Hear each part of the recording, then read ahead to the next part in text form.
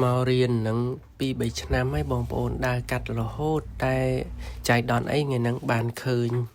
ព្រះវិហារបងប្អូនឃើញយូរហើយបងប្អូនប៉ុន្តែអត់ដែលបានចូលមើលអញ្ចឹងថ្ងៃហ្នឹងមានពេលទំនេរក៏បានចូលមើលបងប្អូនអើយអស្ចារ្យមែនទែនព្រះវិហារដ៏ធំមែនទែនយើងចូលមើលទៅបានដឹងថាធំមែនទែនមើលពីខាងក្រៅខ្ញុំចាប់អារម្មណ៍ដែរបងប្អូនដោយសារខ្ញុំចូលចិត្តស្ថាបត្យកម្មបែបបុរាណច្រើនអញ្ចឹងថ្ងៃហ្នឹងក៏ឆ្លៀតចូលមើលបងប្អូនហើយចូលមើលទៅអូយអស្ចារ្យមែនតែនបងប្អូនខាងក្នុងណា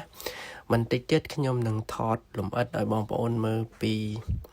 រចនាបថស្ថាបត្យកម្មព្រះវិហារដ៏អស្ចារ្យមួយនេះតែចៃដន្យអីខ្ញុំភ្លេចឈ្មោះបងប្អូនចាំមើលខ្ញុំឆ្លៀតដាក់ឈ្មោះឲ្យបងប្អូនមើលថាព្រះវិហារនឹងដាក់ឈ្មោះអីចឹងបងប្អូនតែឥឡូវយើងមកមើលផ្នែកខាងក្នុងវិញបងប្អូនផ្នែកខាងក្នុងបងប្អូនអើយធំមែនទែនធំទូលំទូលាយហើយស្អាតប្រណិតណាបងប្អូនអស្ចារ្យមែនទែនព្រះវិហារមួយនេះបាទហើយខ្ញុំសង្កេតឃើញថាឲ្យតែខែក្តៅបងប្អូនជាទូទៅខ្ញុំឃើញលោកគ្រូអ្នកគ្រូនៅក្នុងប្រទេសបារាំងហ្នឹងគឺនាំកូនសិស្សដើរមើលព្រះវិហារសារមន្ទីរកន្លែងទេសចរទំនើបល្បីអញ្ចឹងណាហើយគេនាំគ្នាដើរជាក្រុមអញ្ចឹងទៅបងប្អូនអស្ចារ្យមែនតើនេះគឺជាការផ្ទេរនៅចំណេះដឹងអប់រំបែបផ្ទាល់ឲ្យក្មេងវាបានមើលបានឃើញអញ្ចឹងណាបងប្អូនអញ្ចឹងបានស្ថាបត្យកម្មនៅស្រុកប្រាំងហ្នឹងគឺយូរអង្វែងណាបាទដោយសារអីគឺគេថែរក្សារបស់ចាស់របស់ណាដែលគេគិតថាមានតម្លៃមិនអាចកាត់ថ្លៃបានគេត្រូវថែរក្សារហូតទោះបីជាយ៉ាងណាក៏ដោយគឺរដ្ឋគេនៅក្នុងការចំណាយនៅក្នុងការថែរក្សាដូចជាព្រះវិហារនេះអញ្ចឹងប្រហែលជានៅក្នុងសម័យមុនបងប្អូនការគោរពបដិបត្តិនៅទីនេះឬក៏ព្រះវិហារសាសនាហ្នឹងគឺប្រហែលជាទំហំទ្រមទ្រលាយឬក៏មានការគាំទ្រច្រើនបានព្រះវិហារក៏សាងមកស្អាតប្រណិតកន្លែងជាទីសក្ការៈបូជាអញ្ចឹងបងប្អូន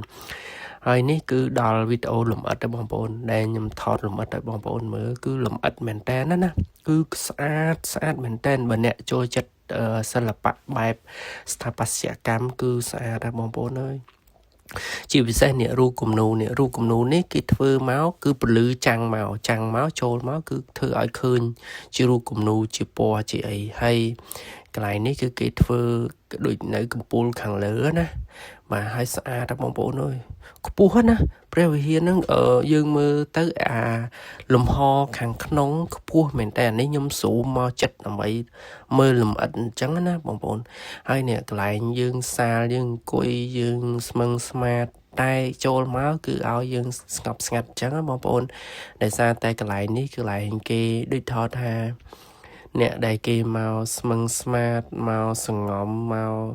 ស្វែងយល់អំពីខ្លួនឯងអ្នកគ្រប់បដិបត្តិអីអញ្ចឹងណាអញ្ចឹងយើងមកយើងស្មឹងស្មាតយើងដូចថាប៉ងសេអីមួយគិតអីមួយបែបស្ងាត់នៅក្នុងចិត្តយើងអញ្ចឹងណាជាពិសេសអ្នកគ្រប់បដិបត្តិសាសនាបែបកាតូលិកឬគ្រីស្ទៀនអញ្ចឹងបងប្អូនគាត់មកគ្រប់មកបដិបត្តិអញ្ចឹងតែអ្វីដែលខ្ញុំចាប់អារម្មណ៍ខ្ញុំកោតសរសើរបងប្អូនគឺស្ថាបត្យកម្មគេស្អាតហើយរចនាបថបែបរ៉ូម៉ាំងបែបប្រាំងណាខ្ញុំមិនដឹងថាវាមកពីណាប៉ុន្តែមើលទៅគឺស្អាតបងប្អូនគឺបុរាណណាហើយយើងមើលទៅដូចថាវានឹកឃើញដល់សម័យកាលនោះណាសម័យកាលដែលដូចថារុងរឿងបែបសាសនាហ្នឹងមិនដឹងថាមនុស្សមកកុសកច្រើនយ៉ាងណាបងប្អូនប៉ុន្តែនៅដល់សម័យនេះក៏មានមនុស្សមកច្រើនមកមើលប្រវត្តិសាស្ត្រអញ្ចឹងណាបងប្អូន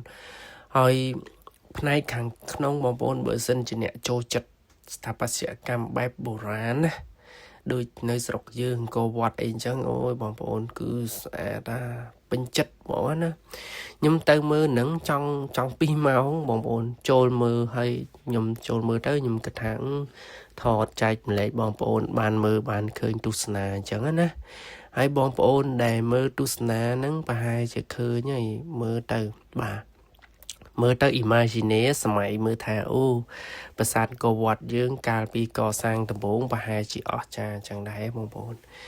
ហើយងាកមកប្រធានបទយើងវិញបងប្អូននេះខ្ញុំថតលម្អិតឲ្យបងប្អូនមើលបងប្អូនមើលទៅគិតពិចារណាមើលខ្លួនឯងទៅថាតើសម័យកាលហ្នឹងគេគោរពបដិបត្តិកសាងបែបជំនឿសាសនាបែបហ្នឹងហើយគេបន្សល់ទុកហើយបច្ចុប្បន្នវាជាកន្លែងទេសចរបងប្អូន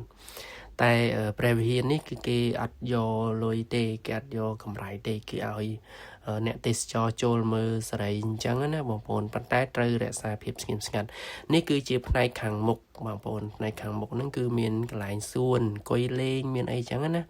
បងប្អូនអ្នកមើលរចនាបថខាងមុខស្អាតណាអូយស្អាតមែនតែនក្បាច់មួយហ្នឹងអែមស្អាតបាទនៅផ្នែកខាងមុខគឺនេះបងប្អូនខ្ញុំថតឲ្យចិត្តបន្តិច zoom មើលទៅហើយបើសិនអ្នកចូលចិត្តមើលអាលេខរ៉ូម៉ាំងអីប្រហែលជាមើលយល់តែខ្ញុំមើលអត់យល់បងប្អូនខ្ញុំអត់មែនបុរាណវិទ្យាចឹងមើលអត់យល់បងប្អូនហើយនេះបងប្អូននេះនៅខាងក្រៅហើយកូនខ្ញុំអង្គុយខាងក្រៅញ៉ាំក្រែមញ៉ាំអីចឹងទៅមកពីអ្នកបងប្អូនចឹងទៅមើលនិយាយទៅខែក្តៅគឺស្រុកប្រាំងស្អាតរបៀបខែក្តៅអញ្ចឹងណាបងប្អូនខែក្តៅគឺយើងអាចថតស្អាតបងប្អូនមើលឃើញច្បាស់អីអញ្ចឹងណាបាទហើយបើខែត្រជាក់វាស្អាតបែបខែត្រជាក់បាទ